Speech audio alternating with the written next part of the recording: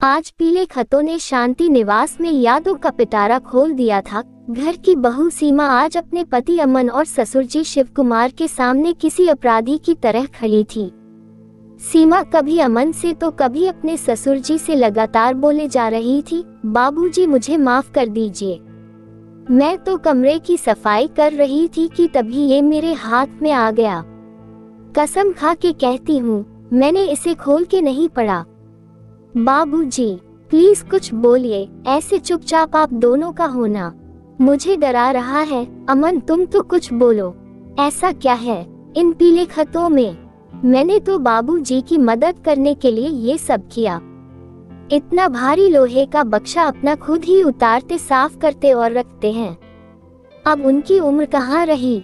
इतने भारी सामान उठाने की कितनी बार बोला कि इसका सामान अलमीरे में रख दूं, पर नहीं, उनको तो इस लोहे के बक्से से ही प्यार है।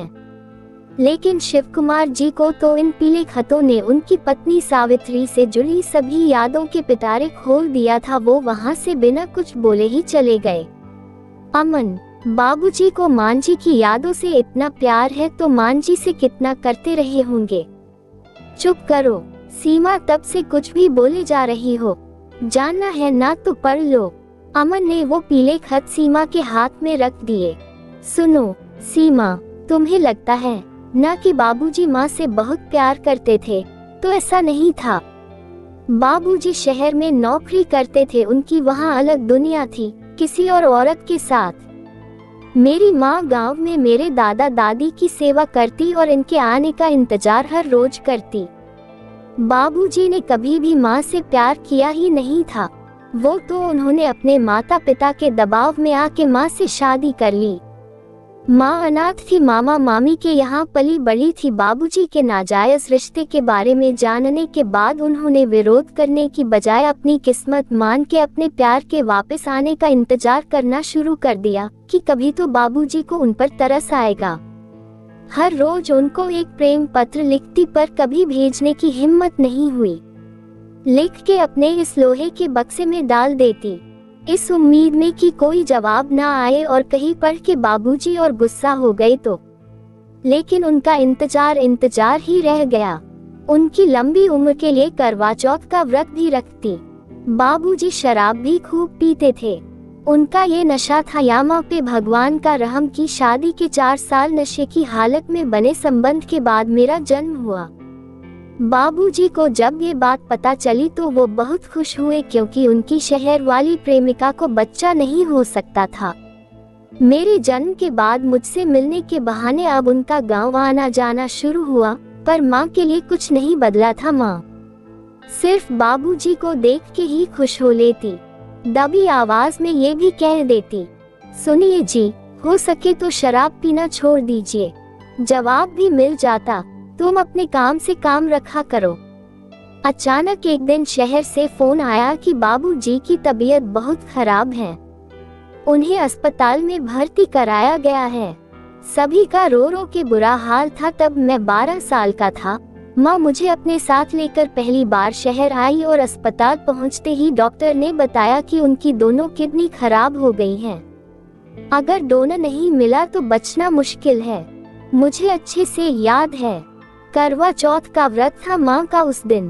पहली बार अपनी सौतन से मिली, लेकिन बड़ी ही शालीनता से। मैं आज भी सोचता हूँ किस मिट्टी की बनी थी माँ। कभी अपने बेवफा पति से कोई शिकायत नहीं।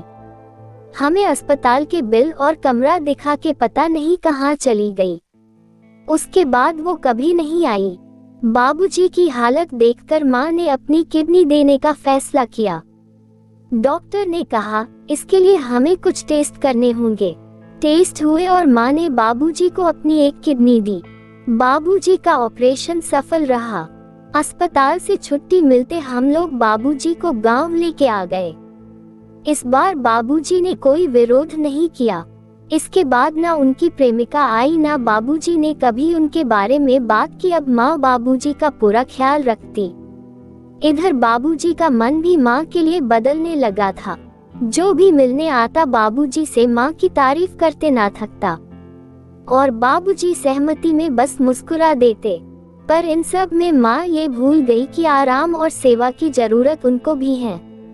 ज्यादा काम होने के कारण वो अपना ध्यान और परहेज न रख पाती, जिसकी वजह से उनकी हालत और खराब हो गई और माँ हम सबको छोड़ के इस दुनिया से चली गई। लेकिन जाते जाते मुझसे ये वादा भी ले लिया कि मैं हमेशा बाबूजी का ख्याल रखूं और माँ के साथ हुए व्यवहार के लिए उन्हें दोषी न समझूं।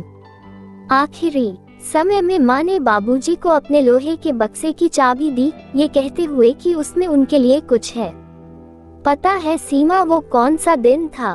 करवा चौथ का, और उनका जन्मदिन भी। माँ के जाने के बाद बाबूजी ने जब माँ का दिया हुआ लोहे का बक्सा खोला और चिट्ठी पढ़ी तो उनके आंसू नहीं रुक रहे थे। उन्हें पढ़ने से पहले लगा चिट्ठियों में कोई तो शिकायत होगी, पर नहीं, उसमें तो एक तरफा मोहब्बत का प्यार भरा संदेश था। मेरी माँ ने कभी शिकायत नहीं की। किस्मत वाली माँ नहीं, सीमा किस्मत वाले बाबूजी थे, जो उनके बेवफाई के बाद भी प्यार करने वाली पत्नी मिली। उस दिन से हर साल बाबूजी माँ के लिए करवा चौथ का व्रत करते हैं। माँ को अपने हिस्से का प्यार तो मिला, पर उनके ना रहने पे आज सीमा निरुत्तर थी। उसके आंखों से लगातार अश्रुधार बह रहे थे। बात बात पर अमन को बेवफा सनम कहकर ताने देने और बाबूजी जैसा बनने की सलाह देने वाली सीमा को आज सही मायने में बेवफा सनम और सच्चे प्यार दोनों का अर्थ समझ आ चुका था। हाथों में पत्र लिए वो अमन के सीने से लग के बस फूट फूट कर रोए जा रही थी। पति पत्नी का रिश्ता केवल साथ निभाने का नहीं, बल्कि एक दूसरे को समझने, सम्मान देने और मुश्किल समय में एक दूसरे का सहारा बनने का होता है। सच्चा रिश्ता वही है जिसमें अहंकार से ज्यादा प्यार और त्याग हो। आपके अनुसार एक सफल पति पत्नी के रिश्ते की सबसे बड़ी बुनियाद क्या होती है? प्यार, सम्मान या विश्वास? कमेंट में अपनी राय जरूर दें। अगर आपको ये कहानी पसंद आई हो और इससे आपको कुछ सीखने को मिला हो तो इसे लाइक करें, अपने दोस्तों और परिवार के साथ शेयर करें और हमारे चैनल को सब्सक्राइब करें ताकि ऐसी और भी भावनात्मक कहानियां आप तक पहुंचती रहें।